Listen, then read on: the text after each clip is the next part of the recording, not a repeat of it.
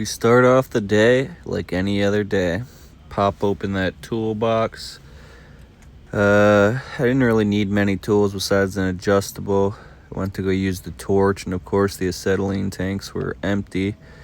Plopped on a new acetylene tank, tightened up that fitting. So now what I'm doing here is there's a square plate on the end of this pin. So I'm cutting off that square plate and gouging the pin past the actual frame of the machine there, that outer leg.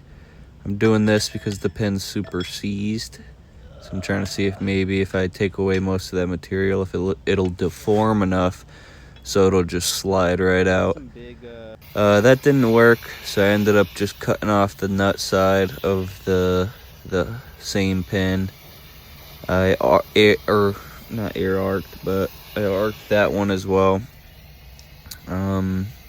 It wasn't that bad, honestly.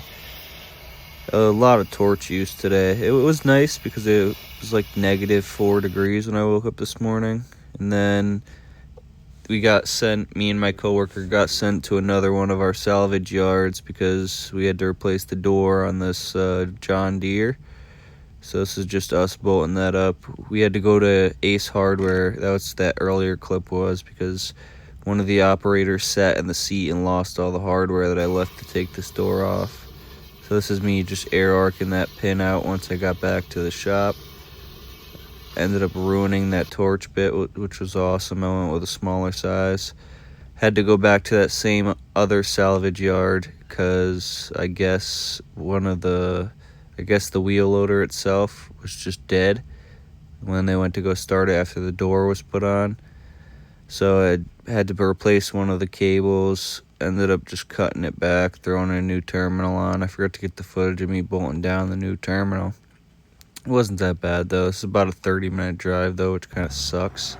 So I ended up wasting 2 hours of my time today driving to get there and back. So I tightened up that battery post. It was all set. And then I got back to the shop. I finally banged out that pin that I was cutting earlier. That came out smooth after it was all said and done. And then I have to remove the other pin that holds in the cylinder there. That one's fighting me too, so I ended up just welding a nut on there. And I'm going to weld another nut on there and use a slide hammer. But that was pretty much my day. If you enjoy this type of content, stay tuned, follow, and thanks, players.